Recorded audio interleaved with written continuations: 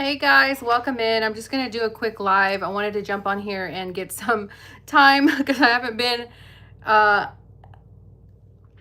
building much time on my YouTube. But I'm gonna make lunch. I'm gonna make me a quick chicken Caesar salad. So but I just wanted to jump on and say hey to everybody and see what everybody was up to and talk about some of my videos that I posted and see what you guys think lately. Hold on. Let me fix I should have done this before, but okay.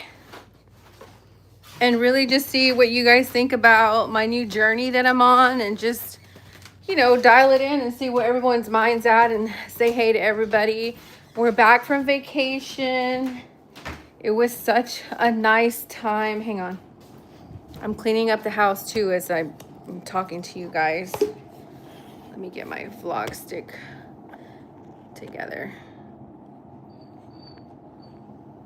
So I'm going to be trying to invest in a vlog stick that follows me around. I just put this sweater on over my dress because, but anyway, guys, let me hang on.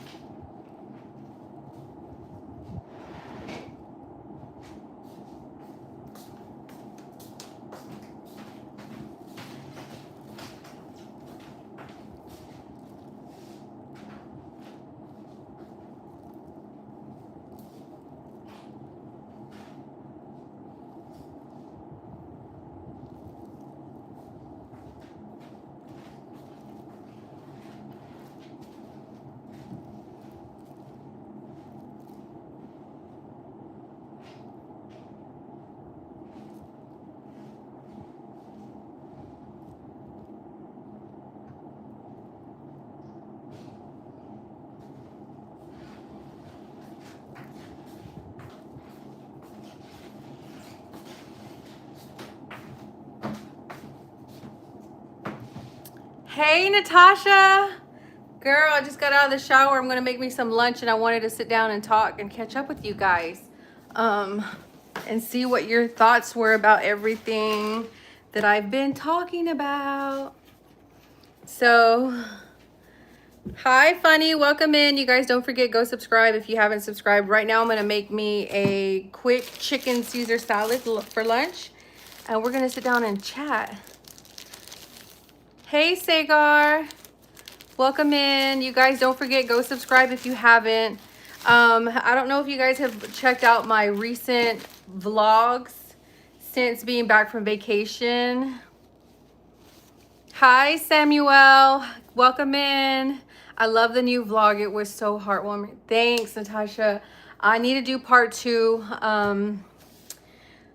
But girl, I have to tell you, just because we have an idea in our mind of how things should go doesn't necessarily mean that's how they're going to go. And I'm learning so much because I did actually reach out to her adopted mom, and we've been talking for the past few days, and it's just a learning process. Like, I have to understand, like, the decisions I made in my past are directly affecting my life now as far as my children go, and so I'm learning how to just walk through the process, because usually if I face like rejection or something, I shut down, I turn off, like I run. I'm a runner, I don't want to face it. Hang on, let me turn this light on. But I wasn't well received, I guess, in this situation, which I can understand because my daughter's 17, and she's a teenager and she's learning and everything. All I can do is just show up. All I can do is show up and find my children and say, hey, I'm here. I changed my life. This is where I'm at now in life. And that's the reason why I have my YouTube, so they can see, like, guys, I was not a good person back in the day. I made tons and tons of bad decisions, and I was, just had no foundation. I don't know. I don't know how to explain it unless you were an orphan. Like if you were truly an orphan who did not have parents, you know, and now I have my mom in my life, guys, and I don't blame my mom for anything that happened. Like life happens, you know, and um all I'm focusing on now is building my relationship with my mom from this point forward, you know. But I am in a season right now where I'm like having to face um my decisions in life, you know, and I'm like, I just went through a season of feeling all those emotions about reconnecting with my mom and losing so much time, and I'm 40 and she's 60, and I'm like, you know, time does not slow down for anybody, and I'm just like, I just want to make myself available to my children. Now I know that they have their own lives because they, you know, my son grew up with his dad. My daughter Juliana was, and that's a whole situation, guys, that I'm going to be explaining it more in my vlog, because what happened with her, I had my daughter. My whole thing was I had my daughter. I was raising my daughter. I had her. But because I was single, I had no family, I had no friends to help me. I had burnt all these bridges with my friends, and I was single, living in an apartment, had the baby daddy wasn't involved, you know, and I had no one to help me, and I had gotten a really good job. And so I was like, what do I do? What do I do? And one of my friends from high school was like, hey, let me help you take care of her. And I was like, yeah, okay, please help me. I need the help, you know. So she took my daughter, and you know, I was in constant contact with this girl, like, hey, how are you doing? And I was on food stamps at the time, and you know, she was like, she's doing good. And my daughter was just a baby. She was like 2 months old when all this happened. But I had nobody, living in a town that I didn't even grow up in. I was living in San Antonio, Texas. I didn't know left from right. I didn't know anything. And I just knew I needed to work because I didn't have help. So I let my friend take my daughter, because she like convinced me like, this is normal, you know, like when it's, you know, parents switch off all the time, they'll take them for the summer, da da da da. And I was like, okay, she just had me totally convinced that this was the right thing to do, you know. And so I would keep in contact with her constantly, you know. Hi, Baran, welcome in. Please don't forget to subscribe. And so she took my daughter, and I would stay in contact with her, and I'd be calling her like, hey, how's Jules doing? And she's like, she's fine, blah, blah, blah. And I'd be like, look, I can come pick her up if you need me to. And she's like, no, just keep doing you, keep working on you. And I just really felt like she was on my side. You know what I'm saying? Like I really felt she was there to help me. And it turned into something crazy, but I'll be talking about that in my next vlog, because this is, guys, this is the only place I have to be able to talk about this. Like, and I want my truth to be out there. I don't want other people's opinions or what they think happened, or, you know, second person. I don't want the story to come out to my daughter from somebody else's mouth. I want her to hear it from my mouth. I want her to know the truth. You know, I don't want it to be catered, or you know, I just want her to know what happened. And it's not that I didn't love you, or I didn't want you. That's not what happened. Like I had you. You were mine. I had you. And I'm like, the reason, you know, and I've heard some things like, why'd you wait so long to contact her? And I'm like, because all that time I felt like the power that I had of being her mother was taken away from me. And I was like, what good am I? You know, like what can I do for her in my situation? I'm out here living from apartment to apartment. I can't hold a job. I can't, you know, my whole idea of relationships is just totally messed up. And I had nothing and no one to help me, you know, and I was just out there trying to figure it out all on my own. And people are going to judge me. People are going to say bad things. And I'm like, I don't care, because this is my story. This is what happened to me. And I'm like, I want to be totally transparent, because I understand where a teenager would be in their mind, because I was there. I was there with my mom.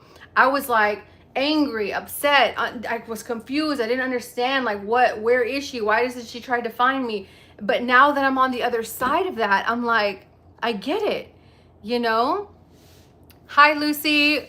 And I'm like, I totally understand. And I'm like, this is what the Father means about showing mercy, because you never know when it's going to come back to you, you know? And I'm like, what do I do now? Well, I know what to do. All I can do is keep pushing forward. Like, even if my daughter rejects me, like, what can I do? She's you know, she's a teenager. She's confused, upset. She doesn't know. And I'm like, listen, all I want to do is be available for her. If she has any questions, like, I know I lost the right to be her mom. I know that. And that's not something that I don't deal with every single day of my life. It's not like I don't think about my children every day.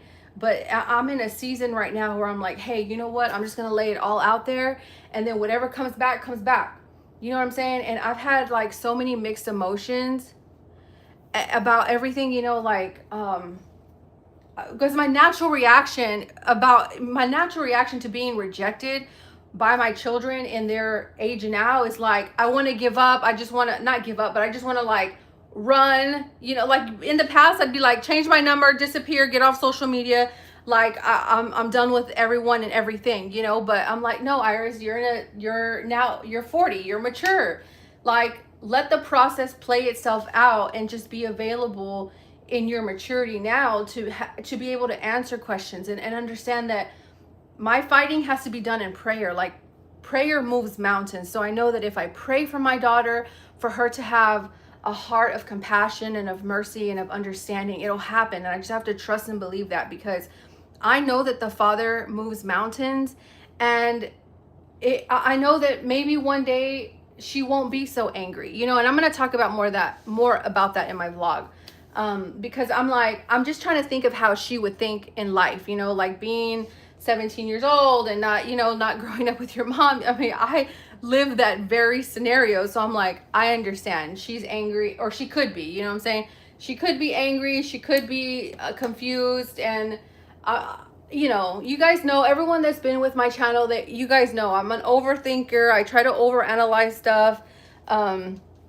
But this is my therapy. My YouTube channel is where I come to vent, to where I come to talk things out. You know, you guys know my husband works, you know, and so I'm here by myself doing my schoolwork, cleaning the house.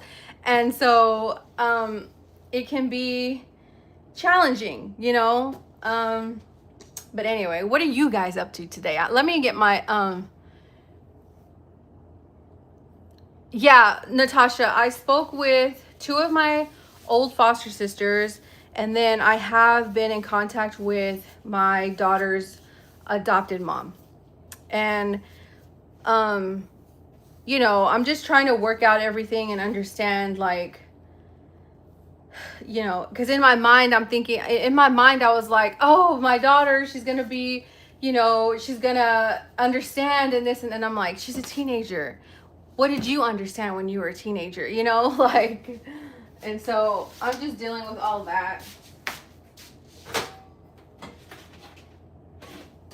Can you go get out of the kitchen? Come on.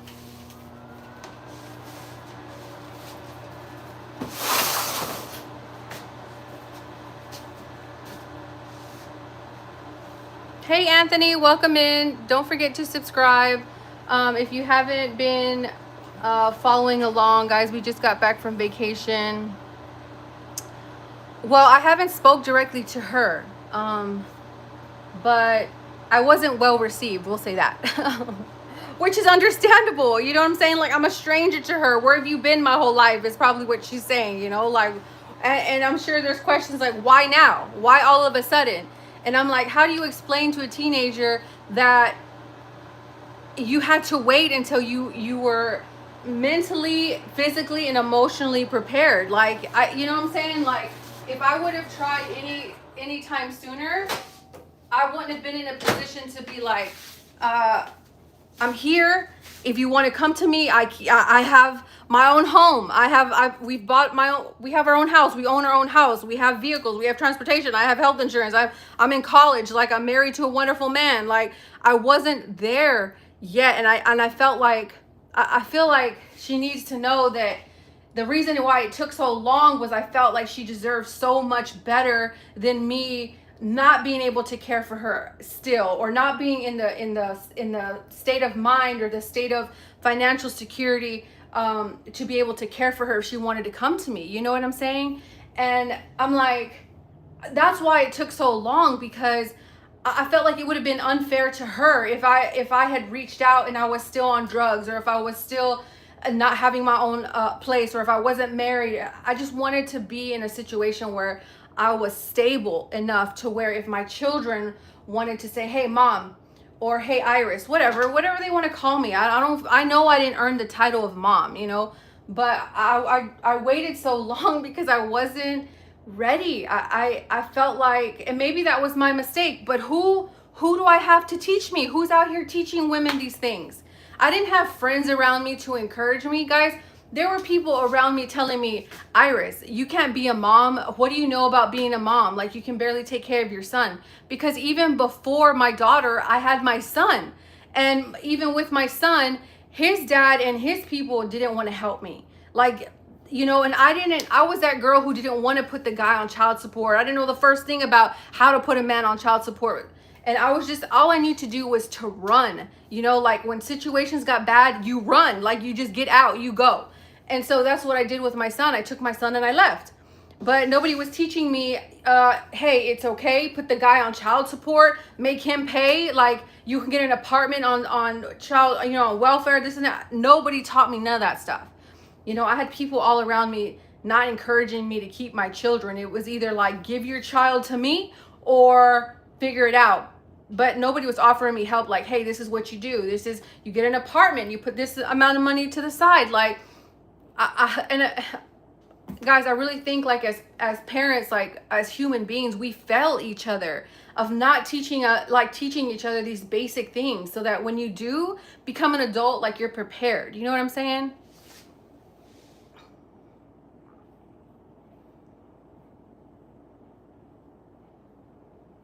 Anthony Lee.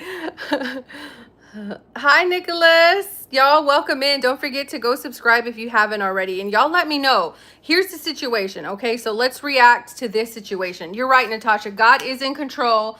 I have 100% faith. And, you know, whatever happens, happens. Everything happens for a reason, and I can't push the timing of the Father. Like, I have to let this all play out, you know? But you guys, this is the situation, okay? So when I was younger, I had my daughter, and my daughter was basically kidnapped from me. I'm gonna say the truth. That's my truth. The truth is, my daughter was basically kidnapped from me from a high school friend who promised me that she would watch my daughter, then turned around and filed custody. Meanwhile, the whole time I'm on the phone with her, and she's like, yeah, your daughter's fine, Iris. No, she can stay with me. No problem. No worries. And I'm like, are you sure? But secretly behind my back, she was filing for temporary custody, which I thought she was filing for full custody. But come to find out, as of yesterday, it wasn't for full custody. So then I suddenly get subpoenaed, and she's in Kerrville. I'm in San Antonio. I get subpoenaed to go to court. And I'm like, what is this about? The judge, it literally took 10 minutes for the judge to say, I am giving this person custody of your daughter. I lost it. I freaking lost it. I didn't know what was happening. The lawyer that I had, he was literally in the courtroom looking through the law books, trying to figure out how to answer the questions from the judge. And so when all I heard was, I've lost custody of my daughter, I looked over to this person, and I looked at her, and in front of everybody that was there, I said out loud, I said, what you're doing is wrong, and you're lying, because it was a lie. This girl was telling me my daughter was okay, that she could stay with her until I figured out my situation, you know, work and figuring out how to pay my apartment and all this stuff. Mind you guys, I was what? Let me see. 24 years old. I was 24. I didn't know anything. And next thing you know, like, it was just a whirlwind of chaos. And so all these years I have dealt with this trauma of losing my daughter and not having control of the situation.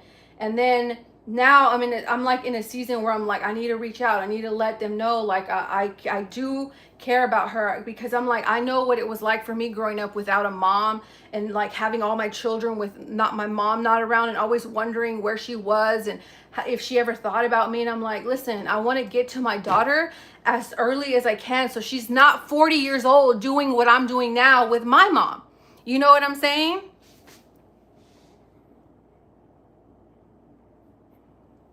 I know that, and that's the truth. Like, that story will never change because that is the absolute truth.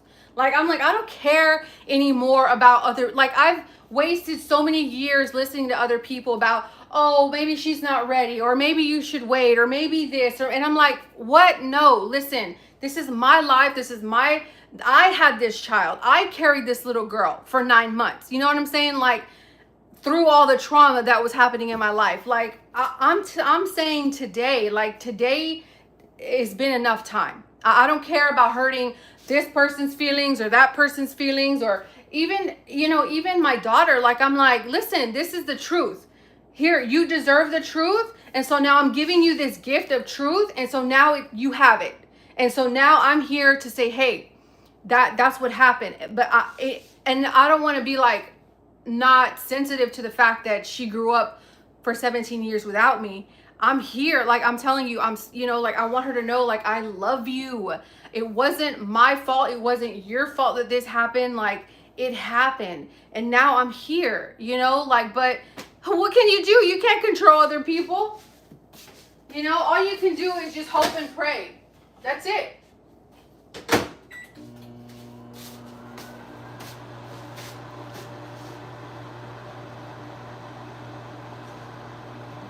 Yeah, I know.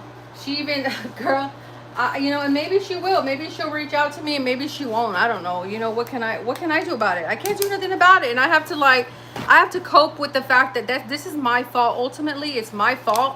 That's what happens when you out there, Iris. And I'm telling this to myself.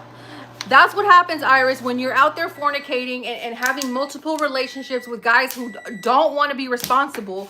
And, you know, that's what happens. That's why the Bible teaches us that marriage is essential. You don't want to be out there fornicating and having all types of relationships because, guys, these men out there are not wanting to be fathers. And the ones that are fathers, like, bless their heart. I always say this, like, if I had my husband who I have now, it would have been such a blessing because I would have all my children. Like, my husband now is an answered prayer. And if I would have had RJ back in the day, like, this wouldn't have even been a problem. You know what I'm saying? But I don't know, you know?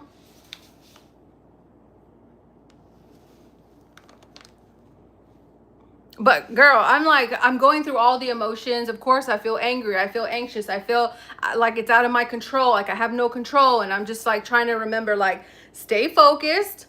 Um, you know, even if your daughter doesn't accept you, you've done your part. You know what I'm saying? You've made yourself available to answer any of her questions and to let her know what the truth is.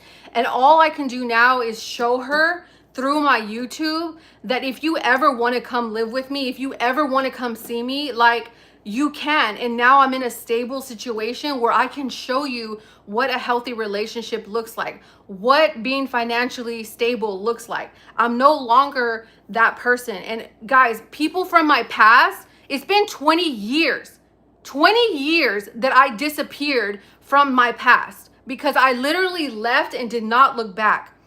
It's been 20 years. And people were like, we thought you were gone. We thought you were unalived. And I'm like, you know what? Honestly, that Iris is unalived. She is no longer who I am. You know what I'm saying?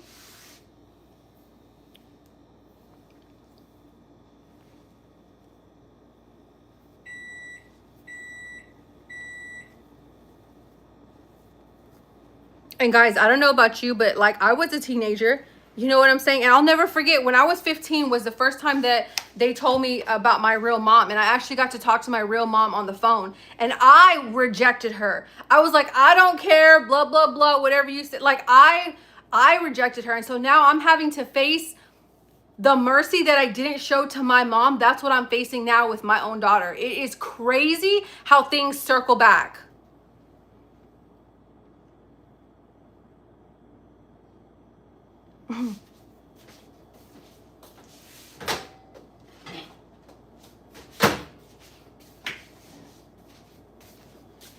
But I'm gonna make this Caesar salad dressing. Caesar salad dressing. This Caesar salad that I've been seeing all over. I've been seeing it on TikTok, YouTube, blah blah blah.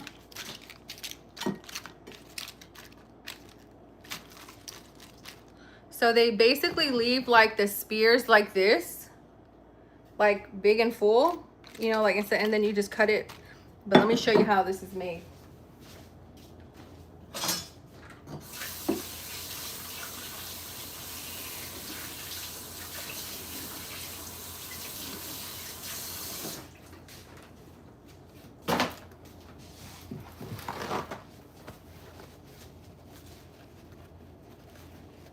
Thank you, Natasha. But yeah, girl, it's just crazy. It's just crazy. And, you know, like, girl, it's so hard to not have control, right? It's so hard to be like, okay, now I gotta let the process go. And I'm just hoping and praying that this little girl doesn't wait till she's 40 to finally reach out to me, because I'm like, why? I wonder why myself. Why did I wait so long to find my mom? You know what I'm saying?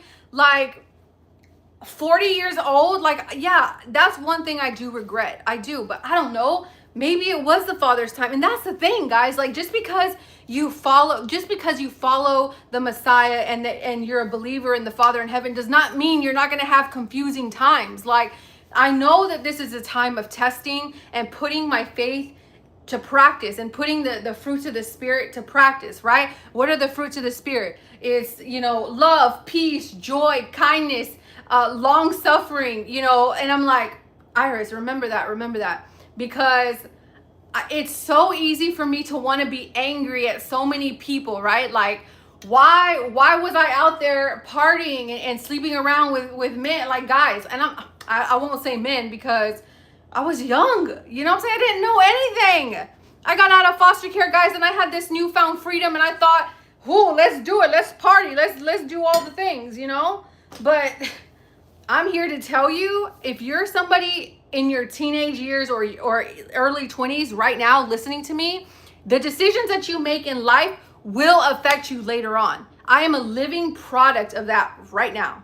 You know what I'm saying? Like, be careful of the decisions you make, because there are consequences and it affects people's lives. Tony, promise. Who cares if you make a promise? I care. Promises mean something to me.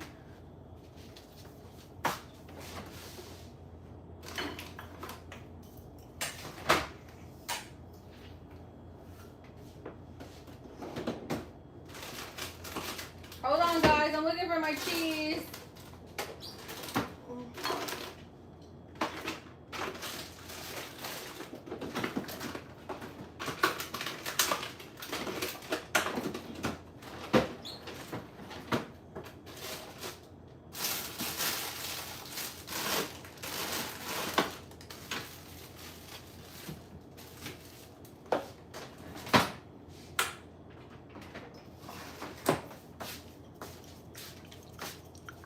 Hey, Mila. Right, it really is. And you know what's crazy? When I spoke to my daughter's mom, and that's her mom, guys. At the end of the day, that is her mom. She even said, like, "Oh my goodness, like, the Father answers prayers," and I'm like, "Yes, he does," you know, because I was like taking advice from other people, and I was gonna like wait, right? I was like, oh, maybe they're right. Maybe I should wait till she's 18. Maybe this, maybe that. And I'm like, Iris, what are you waiting on? Like, what if something happens tomorrow? You know, Father forbid that something should happen. Why are you waiting to contact this girl? Like, let her know that you're her mom and that you didn't just give her up. You know, let her know the truth. Sierra, get out of the kitchen. Get out of the kitchen, fat girl.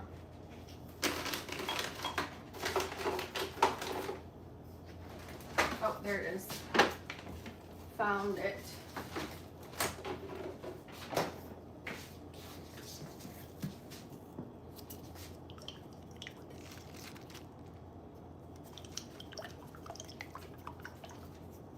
And you know, guys, I'm going to tell you right now, when you start witnessing and start giving your testimony, there are going to be haters. And you guys have seen it. I have been ridiculed. I have been bullied for giving my truths and telling people like, yeah, I've had 4 kids from 4 different men. I don't have any of them, blah, blah, blah, giving my situation. And people are not kind. But you can't let that stop you from sharing, you know, from sharing your testimony, because People like to say, and I know you guys have heard it, people like to say people won't change. People can change. I am living proof that people can change.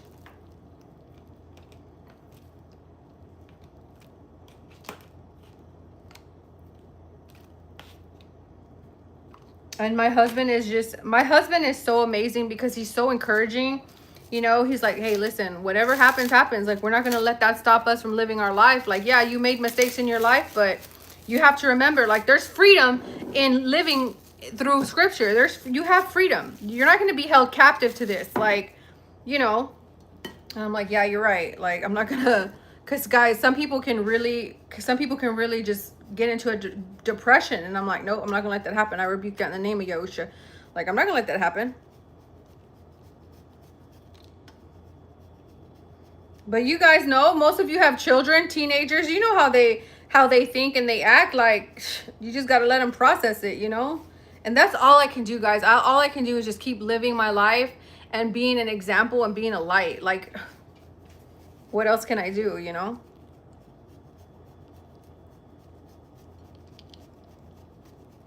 Wait till I show you guys this salad. No, what happened? Natasha, tell me. Hold on, do I need to turn the news? Girl, I've been trying like this new thing where I leave the TV off. Like, I'm really just trying to dial in like my thoughts and really learn. Like, I saw this thing one time or the other day on YouTube, and it was like, if you sit quiet for 30 minutes, you can really start to hear your thoughts. And guys, in my brain, I have like so much noise in my brain of like thoughts and insecurities and this and that. And I'm just really trying to dial that in. So I've been like leaving the TV off. Yeah, me too, Susie. Thank you so much. Like, girl, I've been going to your channel and trying to post and you know, I'm in the last week of my summer classes right now, and the fall starts here like in a few days. And that's another thing, guys. That's why I went to college, because like I wanted to be stable enough so that if my children did want to come back to me, I wanted to be able to show them, like, I didn't take this time and let it go, you know, in vain. Like, I actually applied myself and got my degree, and I'm working, and I have my own home, and, you know.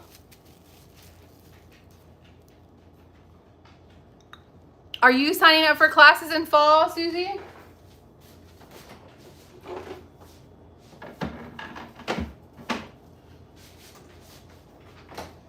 Guys, so check out this Caesar salad. I mean, it's really simple, but look how they do it.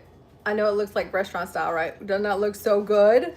I'm about to sit down. We about to munch. We're having an easy dinner tonight. We're gonna have hamburgers, and let me see. Should I sit right here so you can see me better? Let's see. Let's see. I'm waiting for Natasha. Natasha, what happened in Georgia? Did you tell me? Let me see. At the army base. Oh my goodness, which army base? Hold on. Let me see. Oh my goodness. RJ's been working all day too, girl, so I don't think he's heard it. Here, baby. Is you hungry? Here. Here, fat girl. Here, baby. You know Mama saves you something all the time. Here.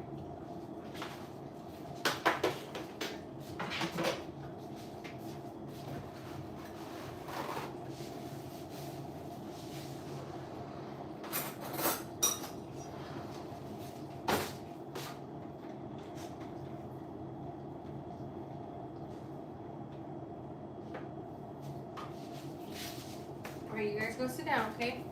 Hey, big boy, big girl from Mama. Hang on, Natasha. Where did I put that remote? Remote, I need some water. Oh, let me get my Yeti thing. Hang on. I got groceries everywhere, guys. RJ's been working all week, so I've been having to make lunches and stuff. Hang on.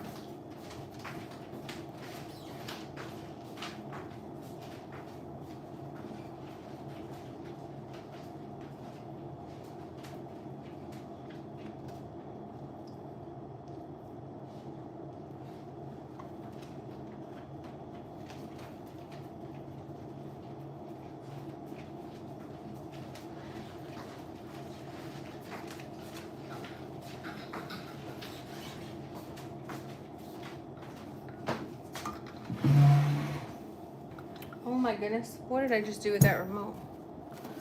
I'm losing it now. Hold on. What did I just do with that remote?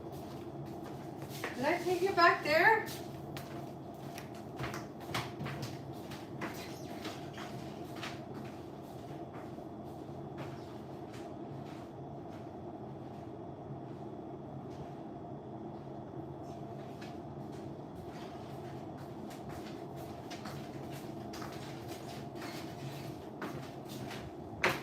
All right, Natasha, let's see what happened.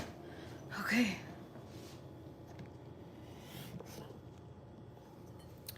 Let's look, let's see. Yes, it's so crazy. I want to see your salad. Okay, hold on. Let's see. There you go. Boom.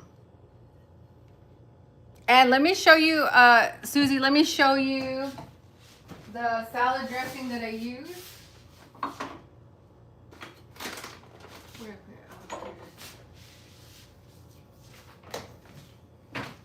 This is the salad dressing that I found, and it doesn't have like any of that xanthan gum or, you know, like all those preservatives and stuff. All right, let's see. Are you guys Latinas? Well, that depends. What do you consider a Latina? Like, do I have to be from Latin America? Because I'm from the United States. Right here. Girl, it's so good.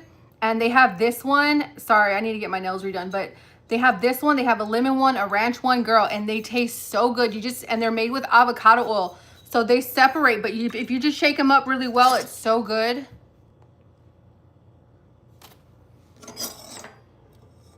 Mila, you're washing dishes? Look at you helping your grandma. Girl. See, people change. People change. Army. Let me see, does this have, let me see, can I, Army. Guys, I need to get my glasses, hold on. I know I need to wear them. All that money RJ spent on my glasses and I don't wear them. They were so expensive. That's why, guys, those glasses were like $300. That's why I don't want to wear them. Anthony Lee says, I'm born and raised in Miami, Florida, but both of my parents are from Haiti. Okay. Army base. I try to get my laptop, but I mean my Apple tablet, but base. What do I put, Natasha? Shooting? Yep, there it is. Okay, Army base shooting. Wait, Army base shaping? Oh, never mind. Hold on. Guys, I'm messing up. Iris, yes, you're Latina. Okay, I don't know. Girl, help me. Somebody help teach me. You know what I'm saying? I don't know. Listen, I was born and raised in Texas, South Texas. I'm talking about border town, San Diego, Texas, okay? And, you know, I don't know. Army. Natasha, what are you cooking? Girl, I'm making it easy tonight. I'm making burgers. RJ said he just wanted burgers and chips. Army base. This is crazy, guys. I need to get my glasses. Army base shooting. Oh, there it is. Georgia Army Fort Stewart shooting and shooters in custody. Okay, let's see.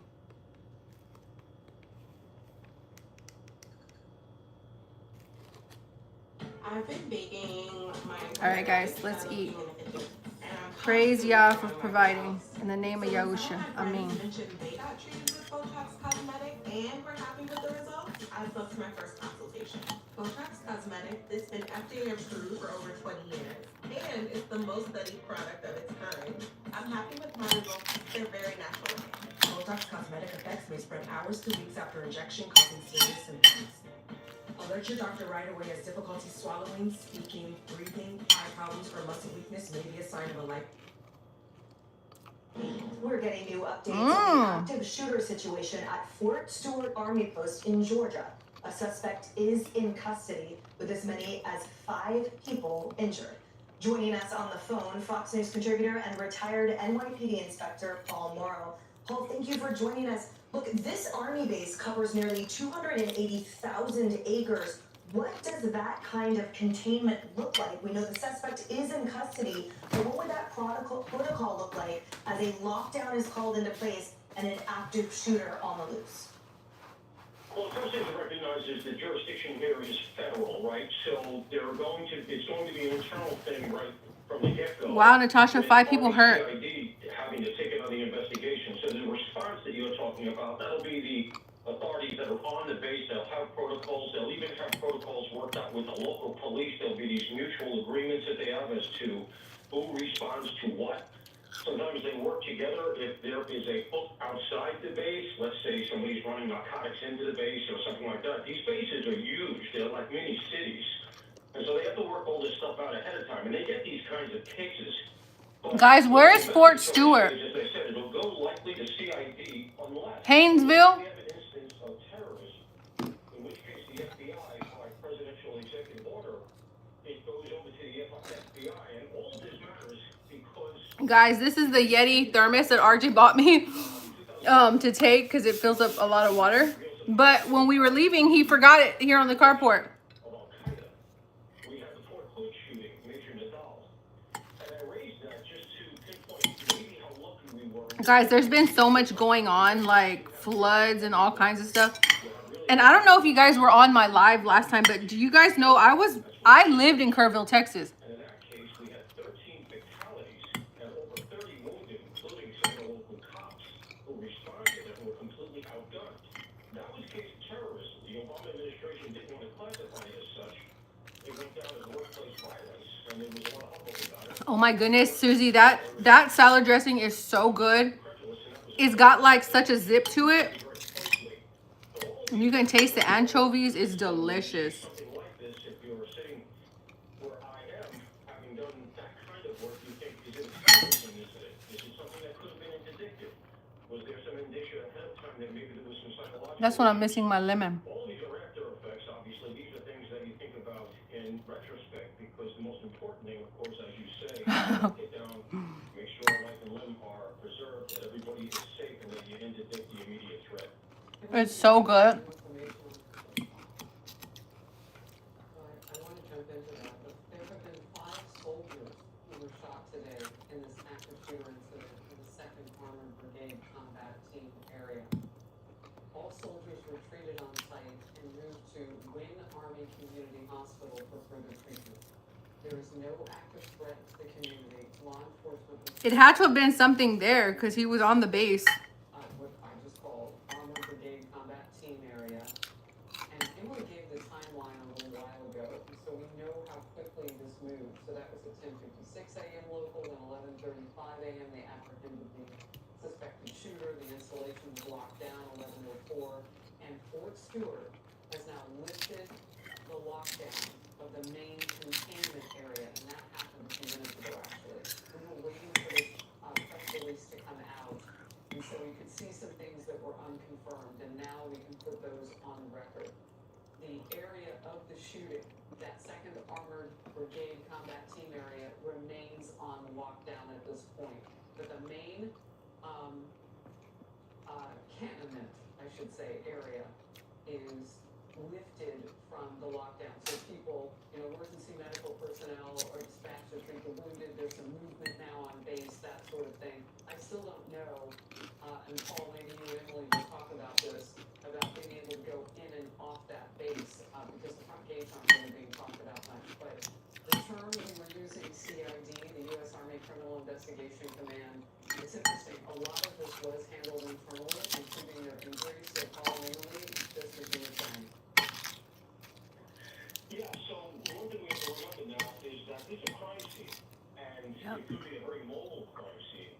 So you You're okay, Mila. The rule of thumb with a crime scene is that you make it, if anything, bigger.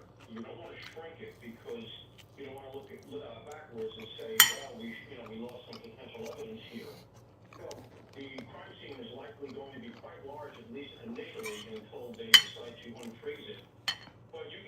key that there are a lot of investigatory people there right Need now more water. doing it as a crime scene. Again, after the initial response and to make sure everything is safe and everybody is being treated and, we pray that everybody is going to be okay.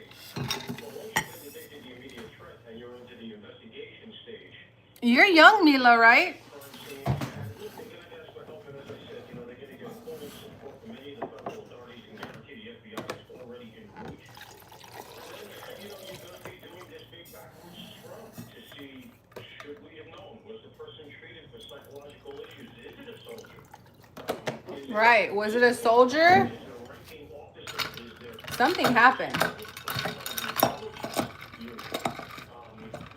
don't know what That's crazy. But they were on the base, so that means they had access to the base. not only are these things very, very big, but you have guns, you have high-powered guns, and that was the thing that really came And that's another thing. How did he have a weapon? He had to have been a soldier. How did he get a weapon on the base? very great weaponry as a ranking officer, and he did a tremendous amount of damage. So we could have really gotten lucky on this one.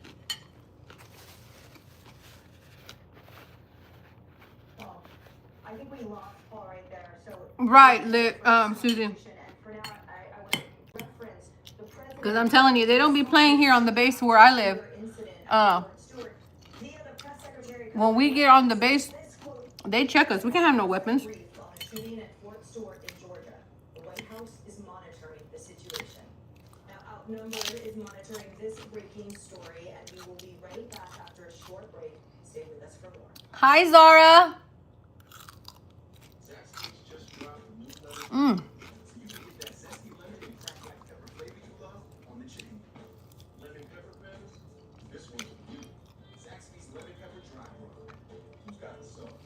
Yeah. My husband too. He said when he lived in Killeen, man, it was crazy out there.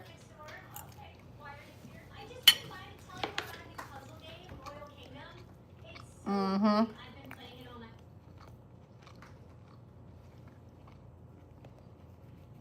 5 soldiers. We are continuing to follow a breaking news situation Of- out of Georgia, specifically at Fort Stewart in Georgia right here. I did want to share this. I just got a notification that my teacher graded my book review Have been shot at Fort Stewart in project. They say the shooter has been apprehended. So the very latest details. Girl, when you make your Caesar salad, make sure you get a wedge of that fresh Parmesan. That's what makes it for real. With this area, we do want to let you know that this is southwest of Savannah. This is the largest army post east of the Mississippi. So the very latest information is this. Around 11 this morning, a little after 11 a.m. local time, a lockdown was put into place at Georgia. Thank you so much, Zara Kitchen. What officials are calling an active shooter incident. They said that they had issued a lockdown. You're just in time because I'm going through a whole thing in my life right now. And please go watch my last video if you can. Stay inside, close and lock all windows and doors, keep telephone lines open, and report accountability to your leadership.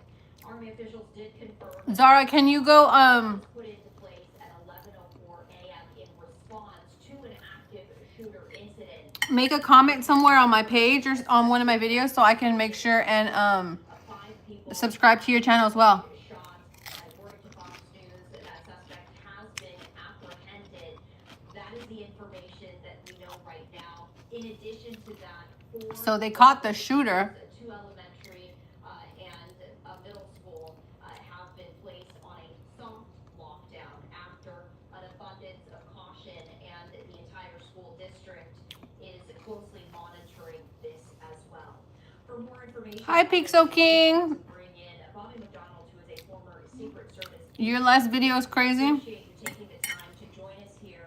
What kind of content do you make? As we continue to monitor this breaking news situation. Yeah, absolutely. So, we don't have 5 soldiers got hurt.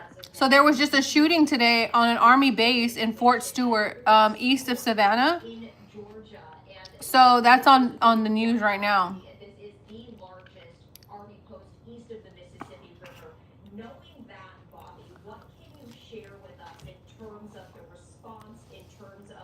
what is unfolding right now there on the ground? Well, the military is very good at responding to incidents like this. Unfortunately, they've had numerous incidents in the past at various Yeah. bases, so they know how to react. They know It's crazy because it's like we were saying, how did they get a weapon on the base? You ain't supposed to be taking weapons on the base unless you're a soldier and working there. shown us have to do when we have an incident like this and how to remain safe.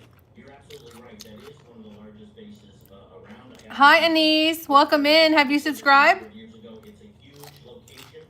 I think the fact that we've heard that the suspect has apprehended is a very good sign, but that doesn't mean this incident is over. You're going to have the Army Criminal Investigating Division come in, do a workup with local police, state police, federal agencies are going to come in, see who this person was, what type of weapon they had, are they a member of the military, did they have training, were they targeting particular people or a particular location? Were they a copycat of something that we saw in New York last week? That's one of the things. Hi, Des. So a lot going on. As you said, Hi, House Plan.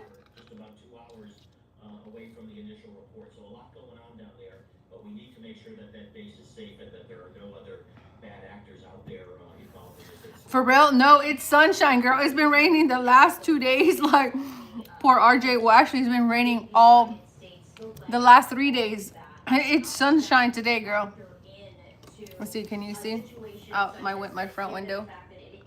It's sunshine. Don't mind my floors. I gotta mop them because the dogs have been in and out, in and out, in and out. Our investigators are basically in this But at the point where it's sunshine today. where the shooter was apprehended, and then we're going to work our way backwards. You know, a criminal investigation is a reconstruction of the past. So not only are they looking at the physicality of that Fort For real, Natasha? making sure that everything is safe there. Now we've got Guys, it was crazy. Earlier this week, no kidding, it dropped to like 60 degrees. And I was like, doing their neighbors, friends. it is August. Guys, it's August already. Can you believe it's August? Go from their job. All sorts of things now are going to come into play to see how this person came to It's August. Guys, they're already putting out, obviously cause, I believe it's 5, you said 5 people shot, obviously caused 5 people to be injured in this situation. Thankfully, they're already putting out all the pumpkin stuff. And guys, I love the pumpkin scents and the caramel. Like my house, I gotta change. Like I usually change the scent of my house, like from summer to fall. Like in the summers, I like fruity smells, like watermelon and stuff like that. But in the fall, I love to put like apple cinnamon and pumpkin and like caramel smells in the house. targeted. Was one person going to be targeted and 4 people got in the way before that happened? For real? Same person just happened to be in a meeting. Again, a lot of information. See my that camera? flushed out I mean my to phone. utilize the wherefores in the house that this There. actually happened today. Let's And sit you up. also referred to the mass shooting in New York City. Hi, Benji. Welcome in. Concern as to when something like this happens, could there be copycat incidents? And that is something you mentioned that investigators are going to be taking a look at. What's the line of questioning? What's the line of investigation? When you Thank you look so much. to, a mass shooting such as this, and then you have to factor that out. What are you guys up to? Well, the first thing we're going to hope is that the bad actor here is going to want to talk to police. And I'm just here eating my lettuce. their mind, in their world, in their home, in their job. What's going on? What brought them to this situation today to want to inflict harm at Fort Stewart? Are they mad at the military? Were they dishonorably discharged? Right. What potentially allowed them to get What potentially allowed them to get angry like this? that happened in New York? And how did they get on the base with a weapon? Because This type of activity. they're supposed to be checking that at the gate. A lot of times people get the impetus to do something after seeing it done somewhere else. So did the person do any advanced work, figure out what gate to go in? What was the least monitored gate? What was the gate closest to where they potentially wanted to do harm? That's crazy. Did they do any advanced planning work there to see Right. how that was going to? We were really, really early. I think they're gonna put in more measures. A couple of days to figure out what actually happened. And I guarantee you right now, because this happened, the base here is on red. They're on high alert. I guarantee it. I bet they're certain. That's what they do. Like they let us know, like whenever we go on the base, they'll have like a flag, almost like the ocean, and they'll let you know like what what I don't know what you say, like what level of security they're at, and they're probably on a red right now. I think so too, Susie. were treated on site and moved Or, I don't know, it could have been a veteran. community hospital for further treatment. There is no active threat to the community. Law enforcement was dispatched for a possible shooting at that complex at Mm-hmm. 10:56 a.m. The shooter was apprehended at 11:35 a.m. For sure. And I'm telling you, when we go on the base and it's red, when they're on red status, girl, it'd be crazy. What can you make out of that now that we know the specific location where this all unfolded? Well, again, there I'm in Georgia. may not be relativity to that situation and that location and that brigade. I mean, that may just be part of the fact that that was the first group that this person came across. But again, he may have had some activity with them in the past. So those are the questions that we're. I think I'm all chicken Caesar salad out. Social media. I ate most of it though. His actions or her actions today, Look, advertised on social right media. from, Any troubles out there? I ate most of it. Pieces of puzzle, excuse me, I'm gonna finish the chicken though. together is where everybody is right now. It says to me. Need the just like protein. base, the Army knew what it was doing today in a relatively short period of time. We always want to be as quick as possible, but a relatively short period of time, able to contain that and apprehend that person, and hopefully we're going to be able to get some cooperation from that person now as to what was going on in their head. So what are you guys up to today? Led them to this activity today. I wonder if RJ knows about this. Probably not, because he's been in the car all day.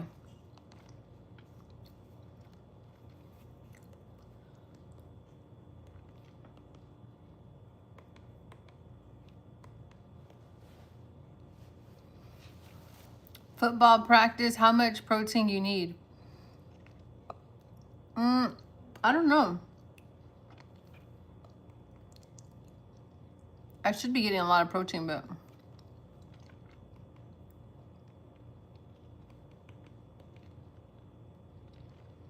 let's see.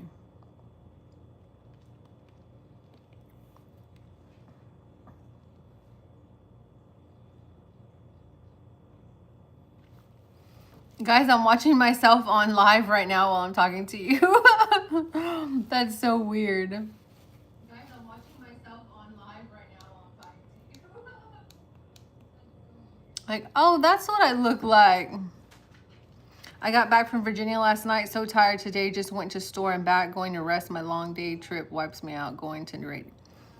Yeah. Susie, I'm still recovering from vacation. Like, I came back home and I'm still tired. I'm still tired.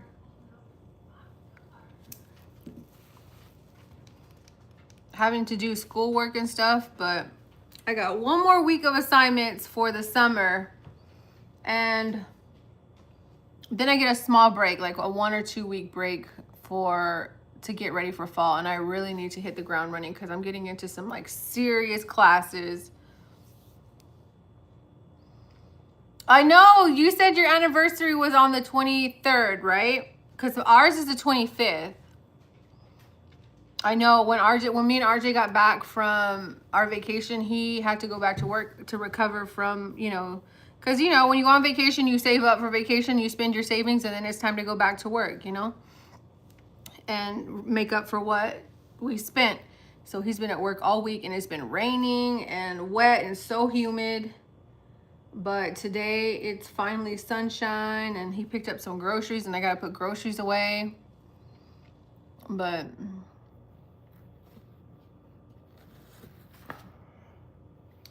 and I had to get on here because that's how you get some subscribers. Like, I just gained a few subscribers.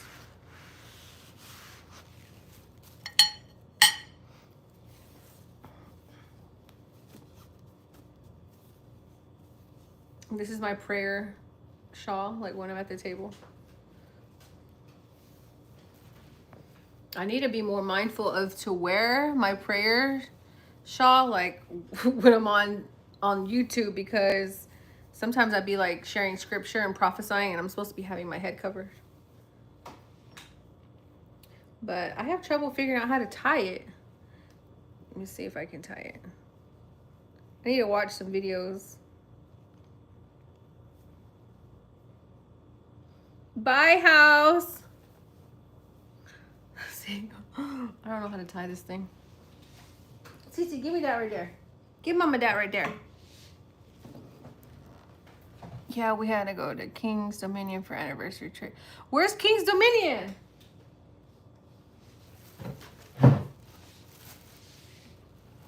Well, what is King's Dominion? Good night, house. Oh yeah, in India it's nighttime there, right?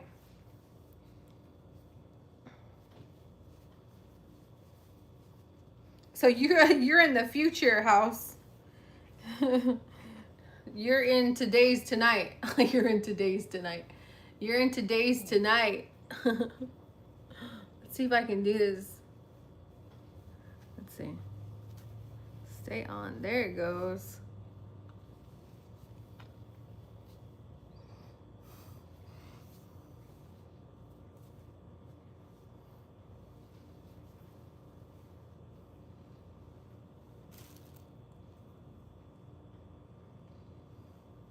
I have so many of them because when I'm at the table, like when we eat, I have to cover my head to pray, you know? And so I usually just tie it on my head like this. And we pray and then I eat. But I know there's like so many ways to tie these things on your head. Honestly, I think I got this one from Temu. It's like that slippery artificial silk kind of feeling, you know?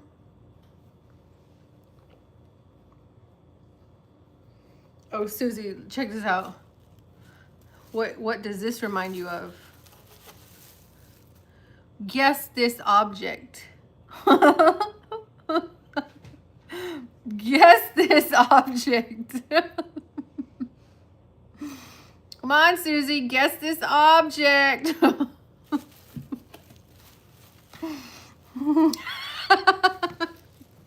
No, it's a tomato. Okay, let's do another one. Okay, guess this object, Susie. Oh, I did the wrong way. Oh, hey, I was thinking of my... No, it was so cool. And the crazy part is like it really taught me the perspective, right? So if you look at like I'm always like in my head, girl, you know, I guess it's because I'm a college student and they're like making you super think everything or super analyze everything. But that game taught me that if you look at an object, when you're too close to something, right? When you're too close, your vision gets obscured, right? You're like, oh, you can't really tell what it is, but you know it's right in front of your face. So the game really, like what it told me was take a step back. You know what I mean? Take a step back, then you can have a clearer picture of what you're looking at and you'll be able to like dissect it better.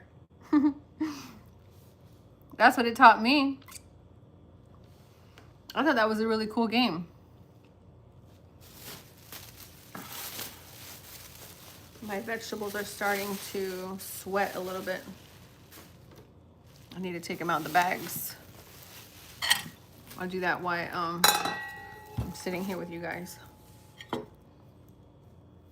But yeah, that's what's been going on with my testimony. Mr. 2, just want to say your thin eyebrows go with your... Okay. Oh, people are so crazy.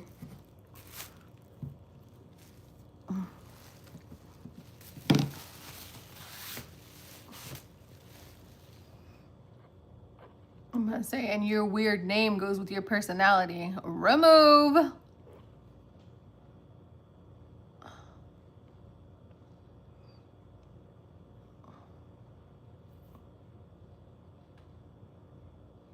You know what I'm saying? We ain't got time for no bullies around here. Move around with all that. I don't need your subscription for you to hang around my channel. Move around with all that, right? I'm telling you, I can't stand a bully. Like, my goodness, go to a therapist and figure it out yourself.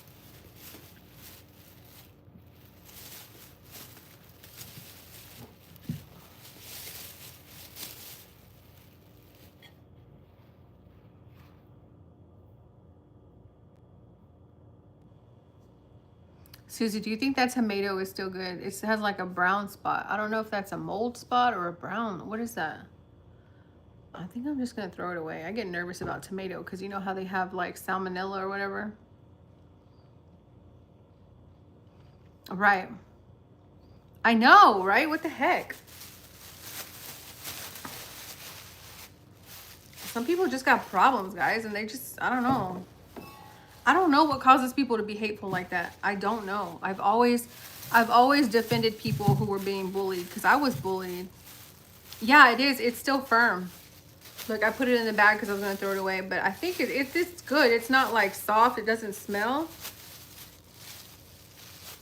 But sometimes fruits has spots, right? I mean, it doesn't make it bad. It doesn't smell.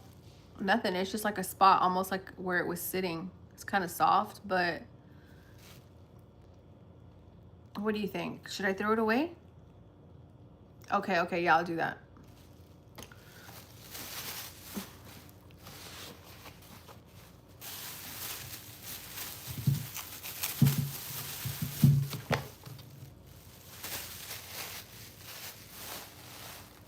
I think the concept of grocery shopping is so crazy because so you go to the grocery store, you put all your groceries in these bags, and then you bring them home just to throw these little bags away. And I'm like,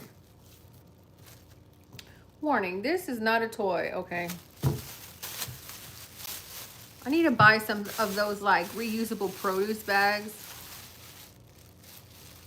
You're right, Susie. You are absolutely right. Girl, looking at all this produce on my table, I'm like, it's such a blessing. I keep waiting for this mango to get a little bit more ripe. Ooh, it's soft. I think I'm gonna cut it and eat it while we're on live with you guys. Let me see. RJ loves mango. I love mango too, but let's see. Yeah, this one's ready. Yeah, Susie, you gotta put a link to do they have like reusable mesh? I think I have seen them, but I don't know where to find them. Reusable mesh produce bags. Let me wash this off real quick.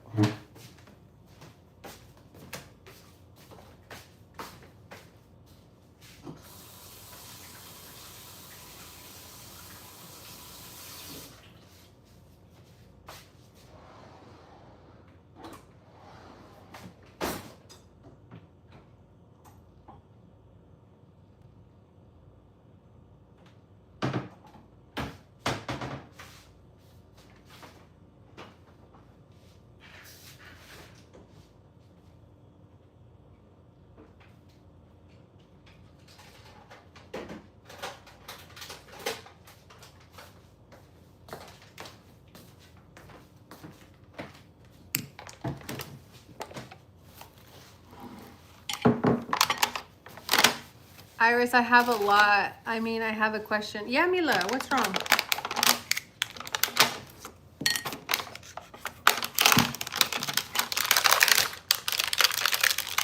I don't know. I just dedicated a reusable bag for Oh, yeah, that is smart, I guess. Yeah, you're right. Duh, Iris.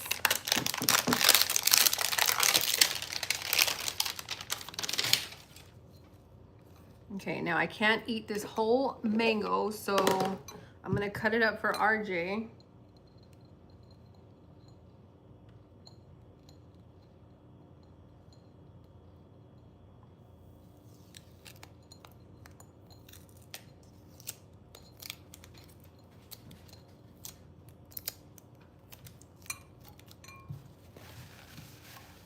I never put meat in it.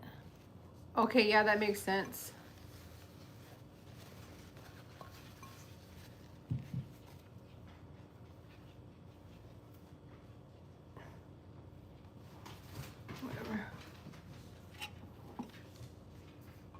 I remember when I first learned how to cut a mango. Watch, this is how I cut a mango. So let me fix the camera here. I think she's young. I think she's actually a teenager or maybe younger. I'm not sure. I'd be wondering how, because when I go live, I usually put like not suitable for children, hang on, let me open up this blind a little bit. I mean, this curtain.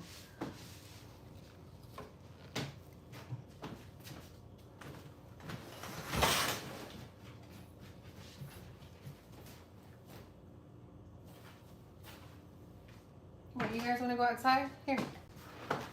Go check it out, Tango. No pee-pee on the porch, Tango. No pee-pee. I'll spank your butt. No? Okay. Guys, Tango be peeing on the porch. Yeah, Mila's 8. I know, right? Listen, I put on there not suitable for children, you know. So this is how I do it, Susie. I don't know if you can see past the writing or whatever. But so the seed, right? So this is where the seed is going to be, right? The way that this is here. So I just go along down the seam.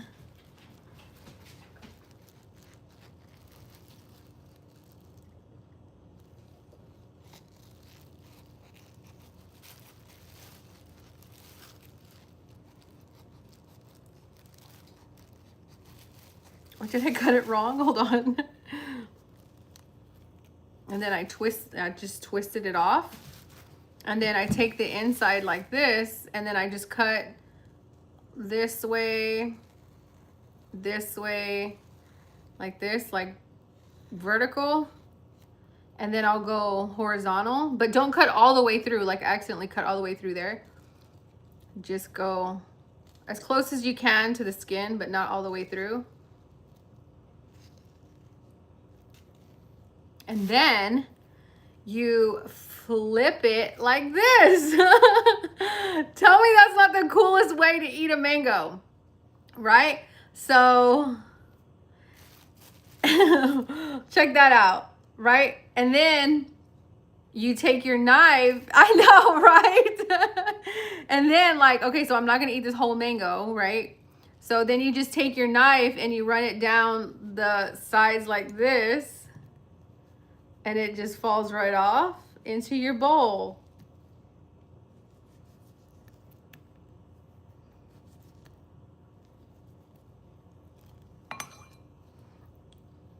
That's impressive. Girl, I learned it from YouTube University. Now, there's a way that they do pineapple too. And guys, let me tell you, me and RJ, we love this kind of fruit, right?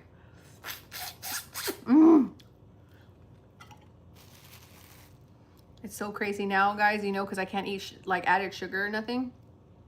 But so when I taste fruit, it's like so sweet to me now.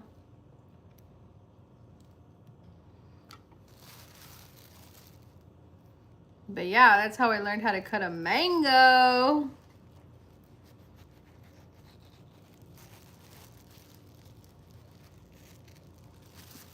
I'll do it again one more time. Yeah, you should. Look, so you just take it like this and go. And you could feel the knife, like you could feel it on this side, so you know like how far to go. Like that one actually went through, but that's okay.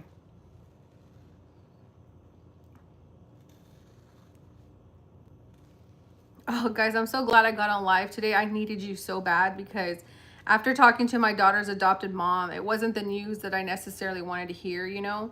So I was kind of like getting in my own head about some stuff, and I just really needed to get on here and like hear from you guys. And just, you know, I needed that encouragement from you guys. And I want to thank you so much because I carry all of you with me throughout the day. And I'm just so happy to be able to have a space to be able to like come in and say, ladies, help me. I'm struggling mentally, you know. And guys, back in the day, this is when I would have like really gone into like drug abuse or, you know, just bad stuff, you know, for me. And just having you guys here to like encourage me is just so pivotal. I have a trouble saying that word, pivotal, for my keeping me focused. And I just want to thank you guys so much. I love you all so much because this helps me like you have no idea. Look. Look, let's take a picture for my thumbnail. Fun fact, my grandfather have a mango tree in his yard in Puerto Rico. Natasha, I'm so jelly, girl. Like, what? That's one thing I think is so amazing. I haven't seen very many fruit trees in life. And when I do see a fruit tree, I'm just amazed. Like, seeing this hanging from a tree is like amazing to me. Like, think about how amazing that is. Like, I've never seen a lemon tree in real life, but I cannot imagine seeing a mango hanging from a tree. That, guys, that is just amazing, right? Like, the Father gave us fruit on trees. Like, what? If that's not love, if that's not love. And I've been wanting to go. Okay, so guys, I live in Middle Georgia, so maybe you guys can help me out with this. I've been wanting to go to one of those farms where you go and like pick your own fruit. Oh, I still have not yet to find one.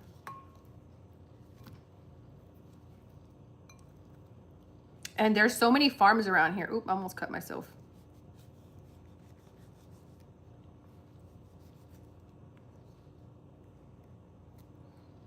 You guys think we're gonna know each other when we're old? Like am I gonna be sitting here 70 years old like, Susie, oh, you know, cutting my mango and talking to Natasha, and Natasha's like, you know, 70 years old too. And like, I hope we can like I say on my channel, guys, like I hope we can all grow old together.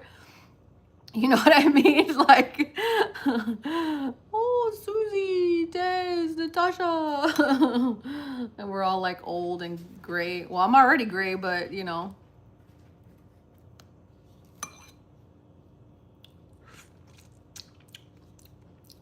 Right, Mila, you be young. Mila be like in her 30s when we're 70. Oh my goodness, fruit is so amazing. Guys, did you know when I was like eating a whole bunch of added sugar stuff? Fruit, I could not taste fruit. Like, fruit tasted sour to me. And then when I stopped eating a whole bunch of added sugar, well, I don't eat any added sugar now. But when I ate a whole bunch of added sugar, I could not taste fruit. And now, like, I'm not gonna lie, even eating this mango, I'm like, not too much, Iris, because it's like so sweet, but. And then my favorite part is to take the seed and just,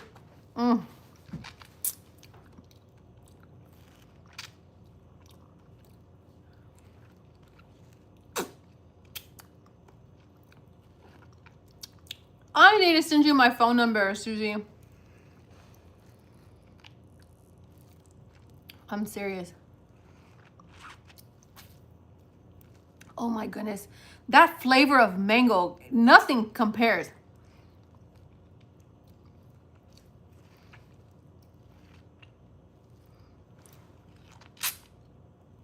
Like, why would they add sugar to this? Oh, you're right. I need to check that email. For real? Guys, oh my goodness. I need to check that email. Oh, I'm so sorry. Hang on, let me write that down.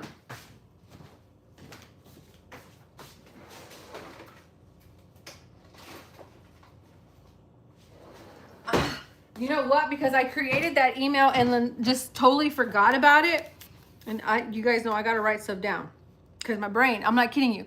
Like, there was a clip on YouTube that showed like the brain of someone who has ADHD. And I don't know if you guys know this, fun fact. But when I was in foster care, they diagnosed me with dyslexia and with ADHD and depression and anxiety. I rebuke all those in the name of Yahusha. There are times in my brain, like if you could hear what it sounds like, it's like, this is what my brain does. Archie's at work. I wonder if he's okay. What am I going to cook for dinner? Did I do laundry? Are the dogs okay? I wonder, did I send that email? Did I do that school report? Oh my goodness, dishes. Oh, look at all this hair on the floor. Oh my goodness, I need to dust. Do I need to take the dogs out? Did I call RJ? Let me check the map. Where is he? Is he okay? Did he eat? Is he thirsty? Guys, that's my brain, like for real, like constantly. And I'm like, I've been on this like new thing where I just leave the TV off and just kind of like focus. But if I don't write something down, my thoughts in my brain are like constantly going like this, like this, like this. And so it's like, oh, and then when new things happen in my life, like what's going on right now with me giving my testimony and stuff, so then I have all those thoughts of like my everyday life, and then I have added thoughts like so like here lately it's been like, oh, RG's at work, what's for dinner? Oh my goodness, look at the dust. Oh, did I take the trash out? Oh no, RG takes the trash out. Are the dogs okay? I wonder what my daughter's doing. I wonder what my son's doing. Do they like me? Do they hate me? You know, like it's like a constant battlefield. Like, you guys know that song Battlefield? Hey Nazir, welcome in. Thank you so much for subscribing. I'm just hanging out. I just cut up a mango and I'm just hanging out, talking with my girls, talking with you guys, catching up, trying to get some new subscribers. My channel is just about everyday life and me trying to right some wrongs in my life, and that's, you know, Nair, I hope you can stick around. Please don't unsubscribe. But just trying to give my testimony and be a shining light in this dark world and give a place where we can all come and be positive and encouraging. For real. You tell Natasha. What does that mean, spam? I'm Hebrew culture parent. Wait, what? I'm Hebrew culture parents. Pray a blessing over the kids. Pray a blessing over your kids, even though they aren't there. Oh, my children? Yeah, absolutely. I pray for them all the time. And you know what?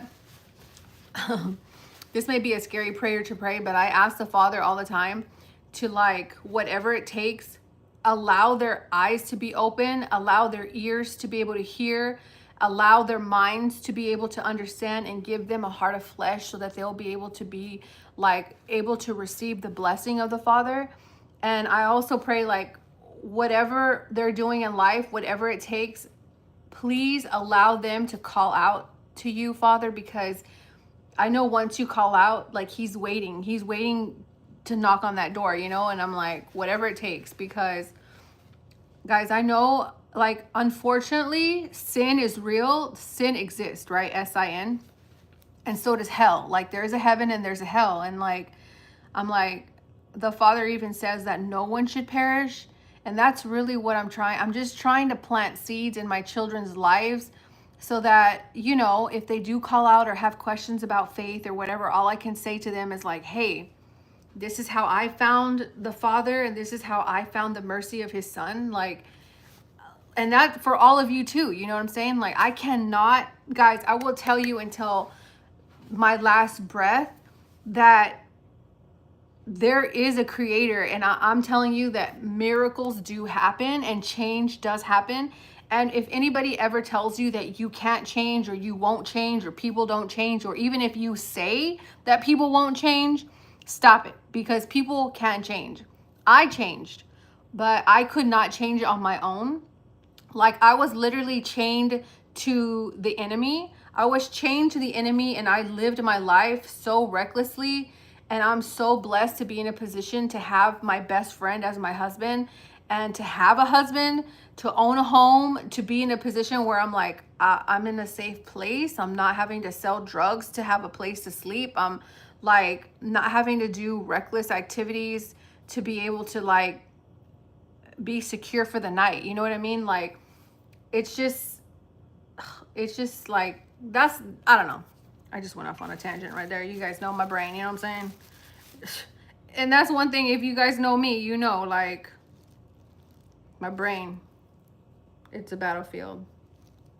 What's that song, Susie? Was it by Mandisa? Rest her soul. I know, you know, Mandisa, she passed away, right?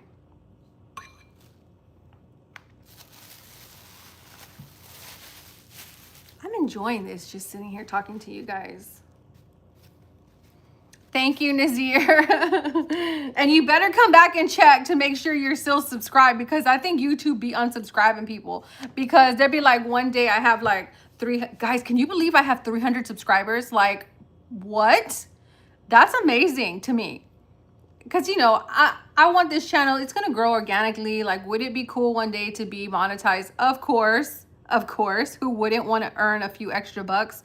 But it's gonna do it on its own, you know? And if it does, it does. If it doesn't, it doesn't. Let it be the will of the Father, not mine, you know? He knows what I can handle. Oh, whoa. Okay, so I won't unsubscribe. She's cute. She cuts mangoes like really cool. Mila, girl, if I'm there or not, just remember you're never going to have... What? I'm never going to have any friends? What do you mean, Mila? I meant in Hebrew. Yes, amen, sis. What were you eating? I was eating a chicken Caesar salad. When someone says something over and over again, like, we see you, LOL. I know, right? Oh, okay, spamming. Okay. Okay, so Natasha, what's the difference from spamming and trolling? Because I remember one time we were all on a live together and I was like, yeah, I've been trolling you, thinking like that meant like looking at your stuff over and over. But okay, Natasha, help me out. What's the difference between spamming, trolling, and cap? No cap. Yeah, what's no cap? And all that stuff.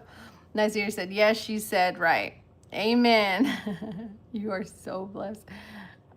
Praise God. That's what we have in common. I have ADHD and dyslexia. It's a challenge, but we gotta master it, not it. Right. Don't let it master us. You're right. I do have trouble. And also in my right. Okay, so bro, you guys want to do story time real quick? So right here, I don't know if you can see because of the lighting. Hang on, let me show you. So right here, you see this scar in the corner of my eye right here? See that scar? Natasha, yes, don't forget us poor people, LOL. Amen. That's why I say it to Abba, grow it. Same-ish. Well, I meant to say if I'm there or not, you're never too old to have friends. Right. So look, okay, so you guys see this scar on the side of my face right here by my eye? So when I was pregnant with one of my daughters, I was living with a guy who, okay, so this is what happened. I had an apartment. And this is going to be further on this is going to be in one of my testimony videos, but I'm going to just share this like with you guys real quick.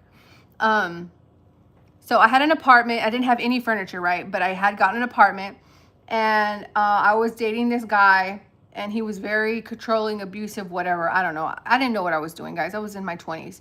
But anyway, he convinced me, but I had a job. I was working at Walmart. That was one thing I did, guys. That's one thing I always did was keep a job.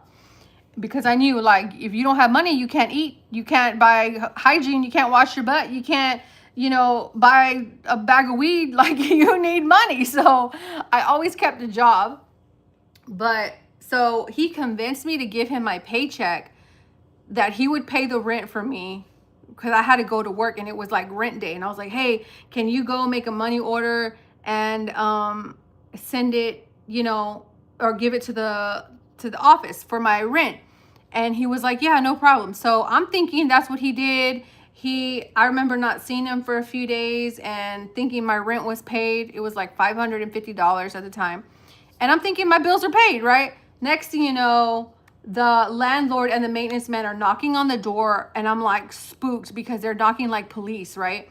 And I'm like, what is going on? They end up like drilling off the door knob and the lock with a drill and coming in, and they're like, you can grab all your stuff, but you know, we gave you an eviction notice. I did not even get this eviction notice. He must have taken it off my door, but they were like, we're giving you an eviction. You got to get out of here. I had never seen this dude get up so quick. He got up because I was up on the 3rd floor. He got up while they were talking to me and I was gathering all the little bit of stuff that I had because they were like, you can take anything you could carry, right? And he literally left me there. And I'm like, wait a minute, what is going on? I remember looking at him and being like, I thought you paid the rent, right? And so he left, went to his house because he had a house. He had a mom who was taking care of him, all this stuff, right? Guys, I was like in my early 20s. And I ended up getting on the bus, the city bus, and going to his house and like knocking on the door. And I'm like, you did this, it's your fault. I can't believe it. like, you're gonna have to give me a place to stay. And so he ended up like grabbing me by my hair and pulling me inside and pulling me inside his house. And I stayed at his house and I had to hide from his mom. Like, I literally slept in a closet. He'd have to like sneak me food upstairs, and I was like sneaking in and out of his house to go to work. And like, my plan was like, okay, I'll just get a little bit of money together so I can maybe get another place or whatever. Like, that was my reality at that time. I had no family to turn to. I didn't have anybody to call and say, hey, I need help. I need a place to stay. And so one day we had gotten to an argument or whatever, and he punched me in my face, like straight deadlocked me in my nose right here. And as soon as he hit me, I felt my nose break. And when my nose had broke, I just remember feeling like I had never been knocked out before. And that was the first time I had felt like dizzy. I was like, something's wrong, something's wrong. Well, yeah, something was wrong. The boy just knocked me in my face. I was like on the verge of going unconscious, right? And he had left me there. His mom was in the house. So I had to be like real quiet when his mom was there. And like, I used to have to like sit on the other side of the bed or sit in the closet until he got home. Guys, it was a mess. Like, trust me, I was like questioning my whole existence. Like, what have I done? Which it seemed like I was doing that constantly in my life, right? And I remember like falling asleep because he wasn't there and I was just trying to be quiet, you know? And I had fallen asleep and I had woke up to sneeze. And I had to sneeze so bad, and I woke up and I was like, achoo. And guys, as soon as I sneezed, my entire face just started bleeding. I mean, blood was coming out of my nose and out of my mouth like it was pouring out of my body. Like, I don't know if you've ever taken a bottle of water and it's spilled on the carpet, and you know, like that puddling sound that it makes on the carpet. That's what was happening in my face. And something happens to your body when you're losing that amount of blood. Like, it makes you like, oh my goodness, something's wrong, you know? And I was like doing everything I could to try to stop the bleeding in his room while trying to be quiet, because his mom's room is like right next to his. And I'm in there like shoving toilet paper up my nose. I'm like taking clothes and socks and everything. And I'm like, oh my goodness, it's not stopping. Like, I was getting scared because I started like choking on my own blood, and it was coming out of my mouth and out of my nose, just like if you took a water bottle and you were just pouring it, it was coming out like that. And I was like, oh my goodness, like something's wrong. So I was like thinking like, oh, water stops you from bleeding. So I went and got in the shower. I had like snuck out of his room to go into the shower, and I'm standing in the shower and the blood is just still pouring out of my face. And I'm like, oh my goodness, I have to do something. I have to save my life. My goodness. And at that point, I'm like, I don't even care if his mom wakes up. If she wakes up, I'm like, bump her. Like, I'm dying here. Like, I'm bleeding out. Like, I really was. Like, I just knew I was bleeding out. So my thought was like, okay, go downstairs, call 911. I get downstairs. The guy had taken because I wasn't allowed to have a cell phone. This dude was like super jealous, annoying. Like, he was just all over the place. And so I didn't have a cell phone, and he took the landline. So they had landline phones in the houses back then, right? And he took the line that plugs to the phone and the wall. So I remember picking up the phone to call 911, and it was like, there was no service. Like, it was like nothing. And I was like, oh my goodness. And he had pushed the sofa, and he had the sofa they had was heavy. It had like marble, like on the bottom pedestals, there was like marble balls on each corner of the sofa. And I had to take that sofa. Mind you, I'm bleeding. I'm still bleeding out of my face, choking on my own blood. I had to push that sofa away from the door. And I ran outside while I'm bleeding, ran to the neighbor across the street, knocking on the door. It was like 11 o'clock at night. They didn't answer. So I ran to the neighbor next door, and I was like knocking. I was thinking like maybe the neighbor saw me bleeding and didn't want to like open the door, you know? Hang on, let me see what everyone. Yeah, I know. Okay. And so I ran next door, knocking on the door, and so I covered my face like this, and I was like, please just call me an ambulance. I don't need to come inside, but can you just please call me an ambulance? And they were like, are you okay? What's wrong? And they saw me bleeding, and so they gave me a towel. And I was like, just please call me an ambulance. The ambulance came, And I had lost so much blood to that point. I just knew. I was like, oh my goodness, I'm about out of here. And the ambulance came and I'm sitting on the curb and it's still bleeding. My blood is like puddling on the ground, and it's like you could hear it. And it's like making like this frothy puddle of blood. It was like already coagulating, guys. And so the ambulance got there. They put me in the back of the ambulance, and when they would put me back on the gurney, they would put me back like this, and I started to like faint, like I was already like passing out. So when they would put me back, I'd be like, no, and they'd be like, what's wrong? And I was like, I've lost a lot of blood. It has not stopped bleeding. Please, I don't want to pass out. I'm afraid I'm not going to wake back up. And they were like, who did this to you? And I had lied and said that I was hit by a girl at work, because I made up some lie about I worked at Blockbuster, got into a fight. So they're on the phone with the police. Like, apparently they're seeing like she's not going to make it, right?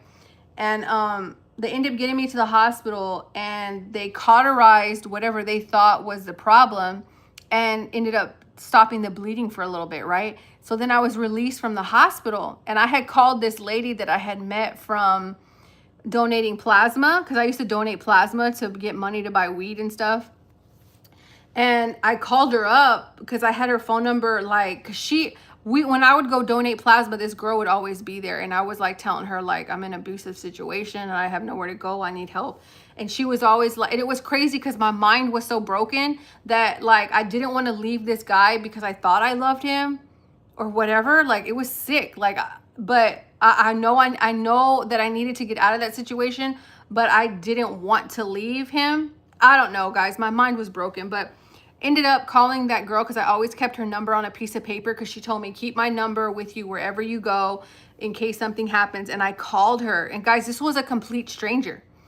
Her name was April. I'll never forget. And I called her and I was like, April, and she knew exactly. She was like, where are you? I'm coming to get you. Are you okay? And I'm like, I'm in the hospital. He hit me really bad. And she came and got me and took me to her house, and she was like, stay here. She was really so kind to me.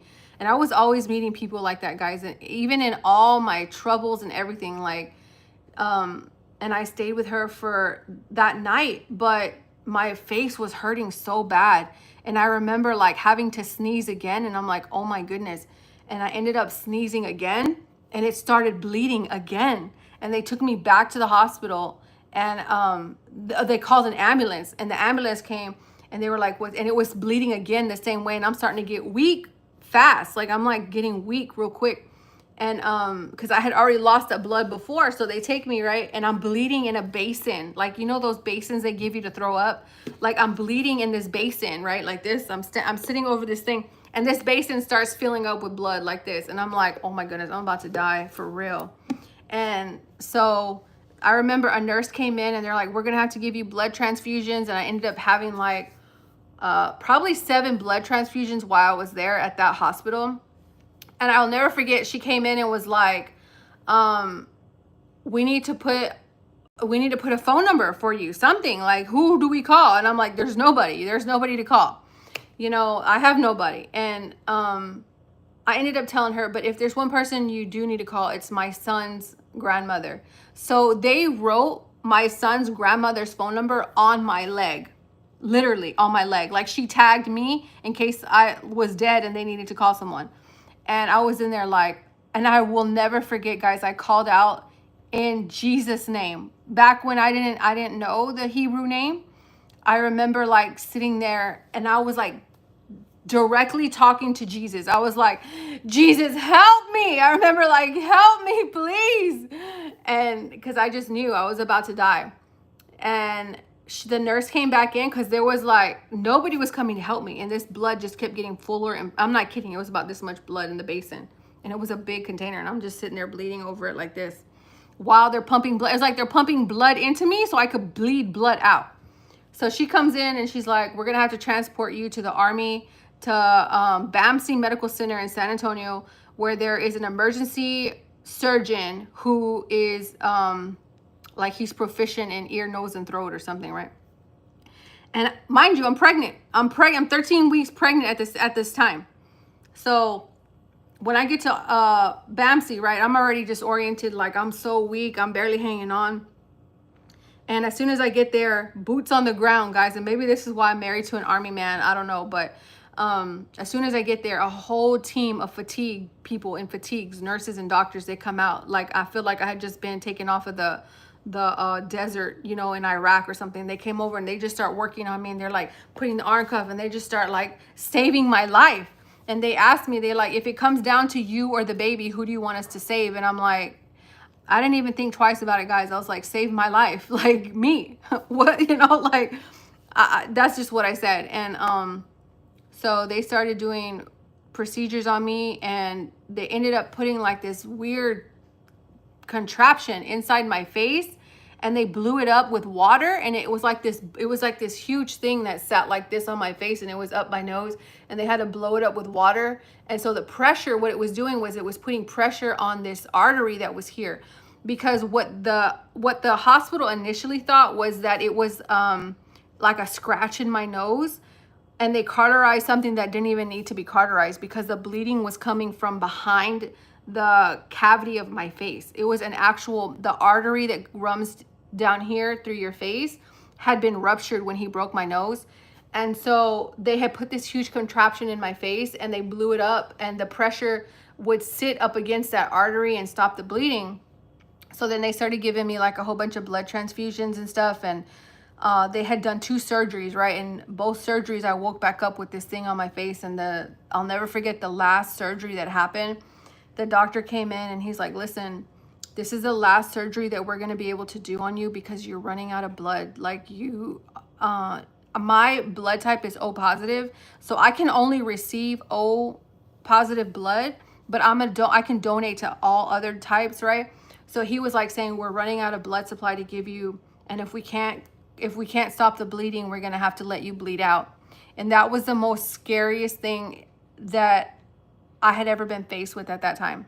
And up until that point, I was already without my son. I had to give at that point, I didn't have my son and I didn't have my daughter, right? And I was pregnant again. And so it was just a slap in the face of like, again, what have you done? All the decisions in your life have led to this point. And so I had to sign paperwork to say, like, I understood what was happening, what could potentially happen. And so the next day was the surgery, right? And the doctor basically laid it straight out for me. He's like, if you wake up from the surgery, then we were able to stop the bleeding. If you don't wake up from the surgery, you know, he was basically telling me, like, whatever you do, whatever your beliefs are, get them straight. And I was like, oh my goodness. And so they came to take the guys, and this is 100% truth. Like, I can't even believe I'm hearing myself say this again. And I'm like, yeah, that is what happened. And so the nurses came to get me, to wheel me into the surgery room. And as soon as they hit the surgery operating door, I sat up in the bed like this, and I grabbed the side, and I told her, I said, wait, please. I was like, please wait.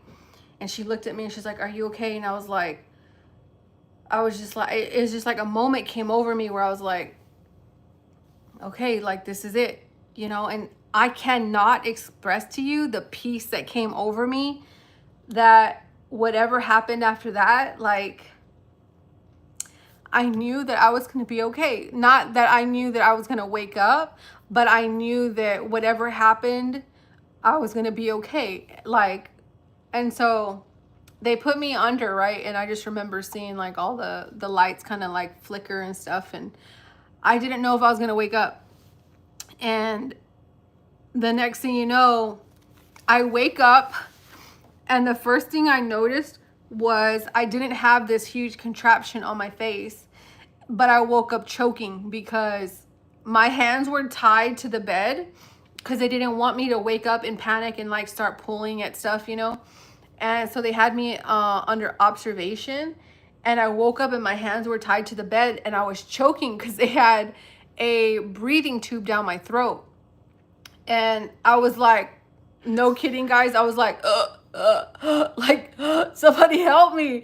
And the nurse that was observing me saw me struggling, and he came over, and he was like, take a deep breath. And I just went as hard as I could. And he pulled that tube out, and I felt that tube like come all the way from the bottom of my lungs. Like, I felt it come out, and I just took the biggest breath, and I was like, asking him like, am I okay? Am I okay? Like, what's going, what's going on?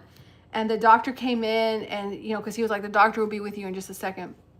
The doctor came in and he was like, we were able to stop the bleeding and reroute the artery and everything is fine. You're going to make a full recovery. And I'm like, oh my goodness. Oh my goodness. Like, what? I could not believe what I was hearing. And I spent the next 12 days in the ICU recovering, and I had lost like a lot of the muscle function in this eye. And even to this day, I have issues with this side of my face. Like, this side of the cavity of my face gets really dry sometimes. And this eye, because of the surgery and the scar, like the way they had to do the stitches, like this eye is pulled in a little bit closer to my nose, and it just looks like offset, but it was just a crazy experience. And so I was saying that because of my dyslexia, suffering from dyslexia. I used to get numbers and stuff backwards, but even now with the injury to this side of my eye, like sometimes this eye will shake like this, And guys, you know what the crazy part is about that whole testimony?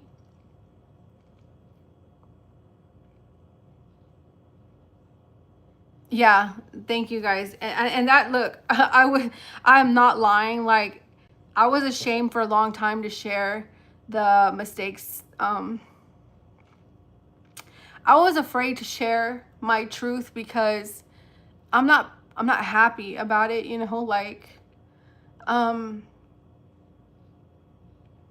caused myself a lot of heartache being rebellious and thinking I knew a thing, but that's why it's so important for me now to like show you guys where I was and how far I've come, because miracles happen. Like, and my baby survived.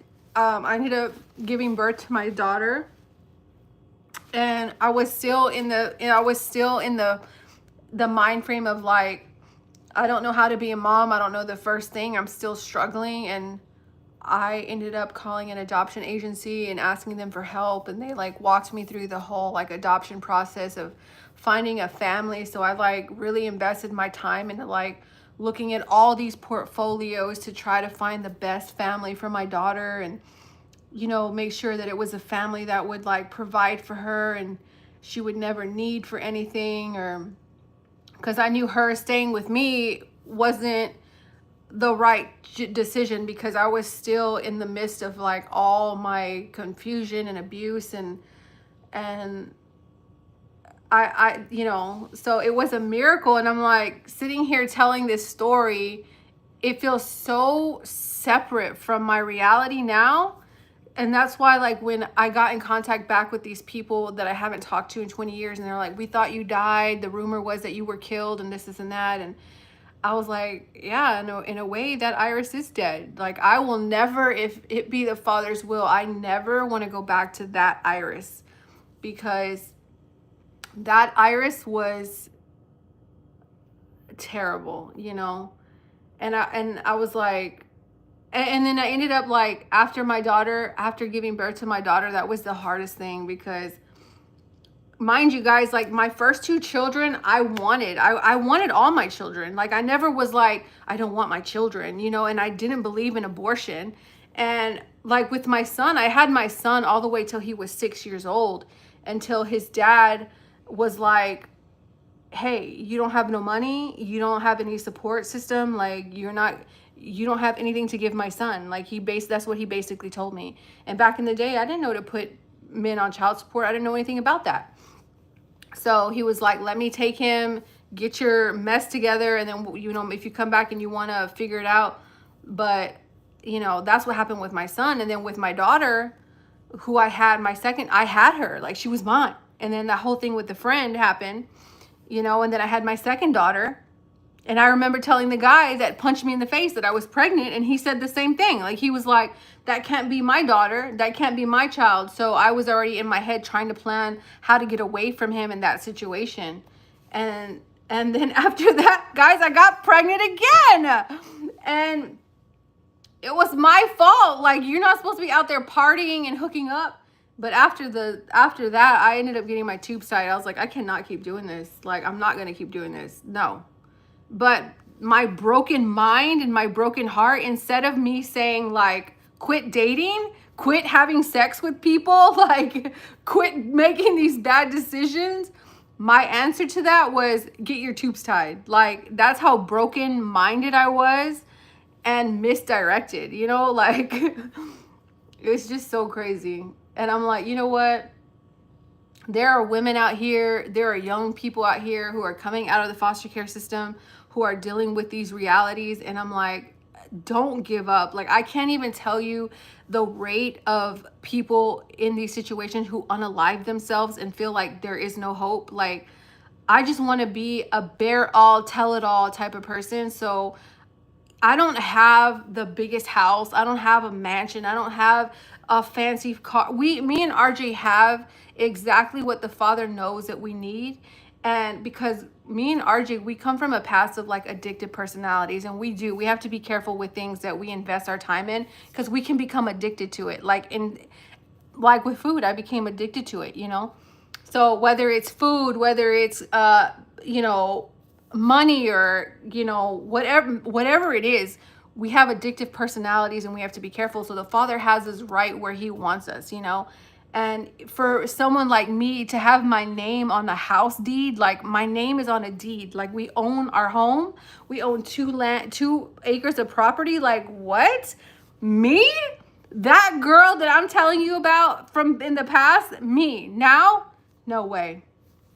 There's no way. There's no way I did this on my own. I don't give myself any credit. Like, all my glory and praise and honor goes to the Creator, the Father of heaven and earth, the Creator of my Messiah, the Word. Like, guys, I promise you, if you are in a situation where you feel like there is no hope and no mercy, and you don't know what to do, if you would just fall down on your knees and pray, and you don't have to learn how to pray, you just call out. You call out to the Father in heaven and you ask him to guide you and to give you answers. He will. He will do it. That is the smallest thing that he's asking, because people think that that's a small thing, but it's actually a big thing to be able to fall down on your knees and give up all your pride and all your stubbornness and say, I give up. I need your help. And it took all that. It took all that for me to get to the point where I was sitting outside homeless on the stairs selling drugs to people, to call out and say, Father, I'm done. I can't do this. I cannot. I need help. I said that out loud. And I'm not kidding you guys. Days later, I met my husband. And my husband was like, I have seen you for many days. I've been watching you. I really like who you are. And I told my husband straight up, like, if you ain't about God, if you ain't about Jesus, if you ain't about living your life right, I don't want nothing to do with you. And he said, I want a wife. That's what he said to me. And I said, I want a husband. And we were married 6 months later, and came here, got baptized, and never looked back. We got off of drugs. My husband promised me if we get to my mom, he said that to me, if you can get me to my mom, I can get off of drugs. And I was like, let's go. Let's do it. I left Texas and never turned back. And it's been 20 years since me leaving, leaving my past behind. And slowly but surely, I'm like reconnecting with all these people, and I'm like trying to heal broken bridges and really just confess my sin to people. Hang on, guys. My husband's home. Hang on. Let me tell him I'm on live so he's not like, you're on live and didn't tell me.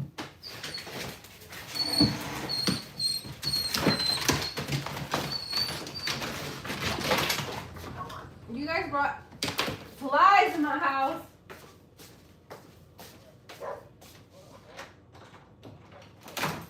Babe, I'm on live.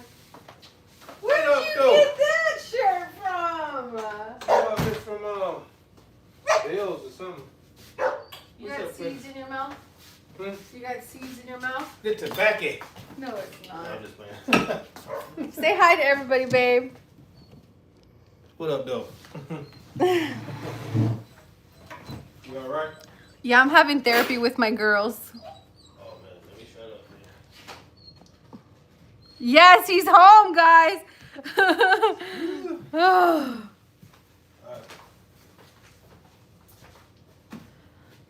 Oh, guys, I love you so much. I love you. I love you. I love you guys so much. Always remember that. Like, you guys are my therapy. Thank you so much for giving me a part of your day and your time. Like, I promise you guys, I carry you every day with me, and I think about you always. I'm always trying to put out something that will encourage you, because I want you guys to look at me and be like, if she can do it, I can do it. Because, guys, if I can do it, you can do it, okay? Like, oh, that's pretty. Which, is that the one that I got you? What? And a gift? Showed up. I know, but you know, RJ, you working tomorrow too? He's like, he looks at me like, yes, girl. I love you guys so much, but guys, RJ's home, and you know, wife duty still exists. I got to clean up my lunch and start getting dishes done. Guys, I love you so much. I thank the Father so much for allowing me to have a community who will listen to me. And like I said, guys, I will tell you to the day that I die that He is real and miracles do happen. I love you guys so much. Now, let me get to my wifely duties. I love you guys. Bye, Liz. Bye, Des. Bye, Natasha. Bye, Mila. Everybody that came in today. I don't want to miss anybody. Let's see. Y'all are all my mods anyways. Let's see. I love you guys. I love you, Nazir. Guys, and I will be making a part 2 to me of my, you know, my testimony. You guys stay tuned for that. I love you guys so much. Bye.